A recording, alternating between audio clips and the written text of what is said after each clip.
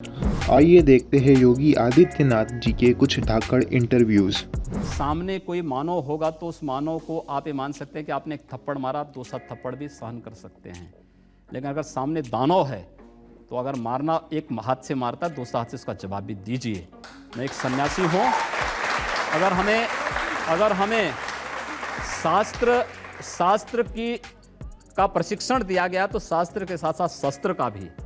अगर हमारे हाथ में एक हाथ में माला है तो दूसरे हाथ में हम भाला लेकर के भी चलते हैं।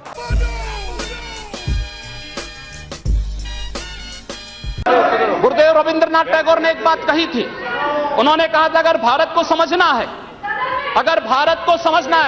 बैठ जाइए आप। तेरा बाप आया।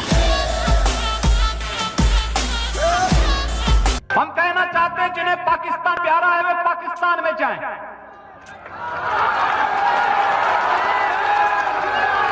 जिन्हें पाकिस्तान अच्छा लगता है वो पाकिस्तान चले जाएं। हम उसको रोकेंगे नहीं।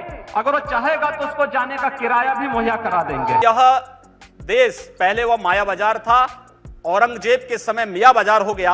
हमने कहा नहीं, इसको फिर से माया बाजार करो। इस्लामपुर नहीं था, पहले ईश्वरपुर था। इस्लामपुर जबरन कर दिया गया, हमने कहा फिर से ईश्वरपुर करो। तो ये जो हनुमानपुर था उसको हुमायूंपुर किया गया, फिर से हनुमानपुर किया गया। बहुत अच्छा, कोई बुरा नहीं किया। अगर किसी विदेशी आक्रांता के द्वारा किसी विदेशी आक्रांता के द्वारा किसी कालखंड में कुछ ऐसा कार्य किया गया है, उसको बदला जाना चाहिए। यह देश की सांस्कृतिक आजादी की लड़ाई भी है। सही बात है। तो आप ताजमहल का नाम राम महल कर सकते हैं। क्यों नहीं करेंगे? कर देंगे, बिल्कुल किया जाना चाहिए। आवश्यकता है तो किया जाना चाहिए।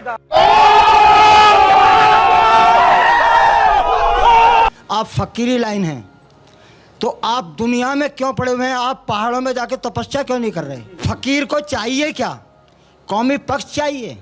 फकीर को चाहिए कि बुलंदी पर पहुंचना और अपने खुदा से मिलना, उससे ताल्लुकात जोड़ना है। तुम जो ये द्वेष फैला रहे हो, ये जो राजनीति गंदी कर रहे हो, इस देश का बेड़ा गर्क करने पर तुलोगे नहीं। अभी मेरे 2-3 सवाल होंगे, एक जवाब ले लीजिए। मुझे लगता है इनको भारत के सन्यास का मतलब ही नहीं पता है अभी तक। बुद्ध ज्ञान प्राप्त होने के बाद अपने जीवन के 46 वर्ष लोक कल्याण के लिए समर्पित करते हैं।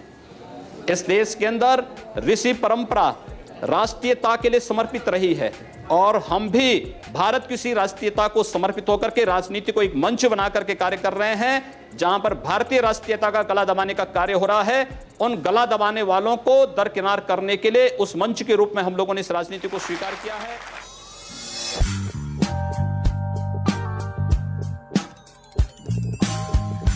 मेरा नाम डॉक्टर अहमद खान है। आदित्य जी, आप वैसे तो बहुत भोले हो और बहुत चेहरा भी आपका ऐसा लगता है कि वाकई बहुत मासूम हो, लेकिन आप जब भी बात करते हो कुछ ऐसी बात करो जिसे पब्लिक के लिए अच्छी लगे और देश चलने की बात हो। आप करते हो कश्मीर की बात करते हो, आप करते हो पाकिस्तान से हम मुसलमानों की बात करते हो कि बाहर भेजो। नहीं, आपका अगर ये एजेंडा है कि मुसलमान इस देश से चले जाएं तो बताओ कहाँ जाए भेजो, उन्हें कहाँ भेजना है। अगर आपका यही है भाई, आप तो योगी हो, आप तो कम से कम उनको आशीर्वाद दो। सारे देश के लिए सब फूल है आपके बराबर, आप चलिए। मैंने ये तो नहीं कहा कि मुसलमानों को पाकिस्तान भेज दीजिए। मैंने ये कहा भारत के प्रत्येक नागरिक को सुरक्षा प्रदान करना सरकार की जिम्मेदारी है और भारत की मोदी सरकार इस कार्य का निर्वहन कर रही है। लेकिन आपसे मैं पूछना चाहता हूं, कश्मीर में हिंदुओं के साथ जो कुछ हुआ, क्या कभी आप लोगों ने निंदा किया? क्या अपने जुमे की नमाज में इन बातों को आप लोगों ने कभी खंडन किया कि कश्मीर के हिंदुओं पर जो अत्याचार हुआ है उसकी निंदा करते हैं? मेरी आपत्ति है। आपने भी कहा, मेरी आपत्ति है। अभी आपने कहा आप लोगों ने इससे क्या तात्पर्य है? क्यों नहीं खंडन किया इन्होंने? नहीं, इससे क्या तात्पर्य है? इन सब से जो ये प्रश्न पूछ रहे हैं, इन सब से मेरा तात्पर्य है कि इन लोगों ने आखिर इस बात का खंडन कभी क्यों नहीं किया कि कश्मीर में जो कुछ हिंदुओं के साथ हुआ वो गलत हुआ है? खंडन करें ये लोग भी उसका। ऐसे लोगों को कंडम किया जाना चाहिए जो देश के अंदर जाति और मजहब के आधार पर भावनाएं भड़का करके समाज को बांट रहे हैं और देश को कमजोर कर रहे हैं। सुन, मैं वापस आ गया, तू फिर से डरेगा। जिस तरह फ्लॉप हुआ क्या करेगा? मैं पहले से बराक ओबामा वो भारत आते हैं, प्रधानमंत्री मोदी के साथ उनकी दोस्ती के चर्चे होते हैं और वो जाते जाते क्या कहते हैं कि भारत में धार्मिक सहिष्णुता घटी है, भारत में अगर आज महात्मा गांधी जिंदा होते तो उन्हें बहुत दुख पहुंचता। क्यों ऐसे हम माहौल पैदा कर रहे हैं कि हमारे प्रधानमंत्री को भी शर्मिंदा होना पड़े? सबसे पहले मैं ओबामा से पूछना चाहता हूं कि वहां 2 मंदिरों पर हमले हुए, ओबामा ने माफी मांगी? दूसरा प्रश्न ये कि सबसे अधिक नस्ली भेदभाव तो अमेरिका के अंदर होते हैं और उस नस्ली भेदभाव की उपज ही है ओबामा।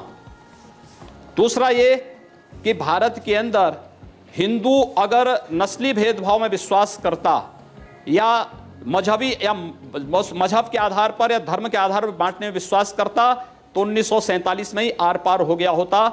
हिंदू से बड़ा सहिष्णु कोई नहीं, और हिंदुस्तान में अगर सेकुलरिज्म जिंदा है तो इसलिए क्योंकि हिंदू बाहुल्य भारत है, बहुसंख्यक यहाँ का हिंदू है, इसलिए है। हमें इसको भी स्वीकार करना चाहिए। इस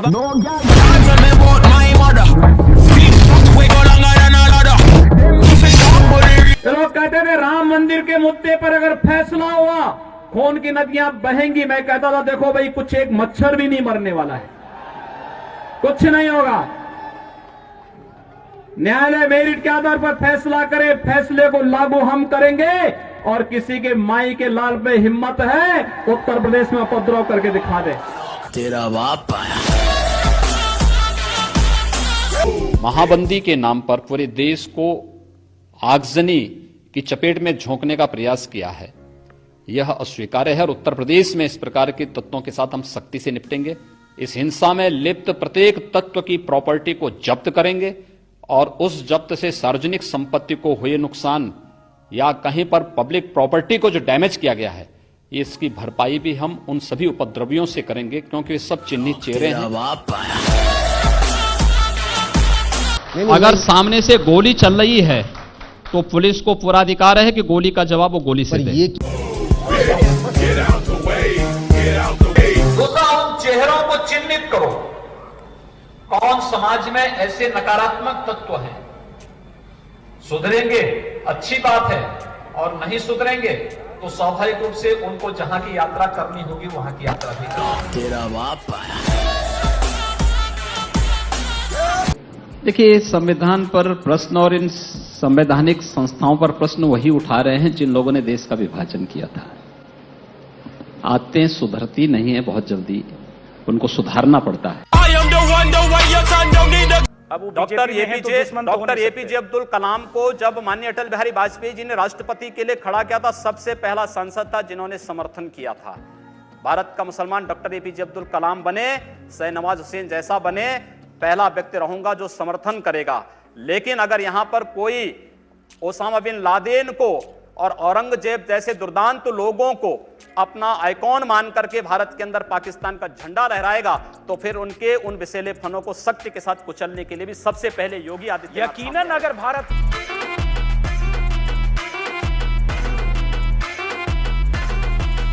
हमारी संत परंपरा में जाति नहीं देखी जाती है, और ये अत्यंत शर्मनाक माना जाता है जब संत को किसी जाति विशेष से जोड़ते हैं।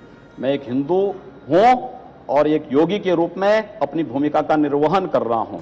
आपको जाति तो अच्छी है, लेकिन हिंदू नाम से इतनी चिढ़ क्यों हो गई? मुझे ताज्जुब होता है आपकी बात पे, भाई आश्चर्य होता है मुझे।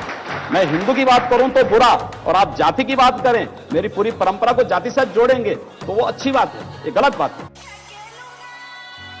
आपको लगता है कि 5 साल में योगी आदित्यनाथ आप उत्तर प्रदेश में राम राज्य स्थापित कर देंगे? हम लोग इसीलिए आए हैं। आपको क्या लगता है, हम लोगों के आने के बाद भी अगर राम राज्य नहीं आएगा तो फिर तो मुझे लगता है कि हम लोगों की सब मेहनत बेकार है, व्यर्थ है। उसी दिशा में प्रयास हो रहा है। राम राज्य तब आ सकता है जब सुरक्षा व्यवस्था सबके लिए हो, किसी के साथ भेदभाव ना हो। आपके हिसाब से राम राज्य की परिभाषा क्या है? और रावण और मेघनाथ भी मारे जाएं।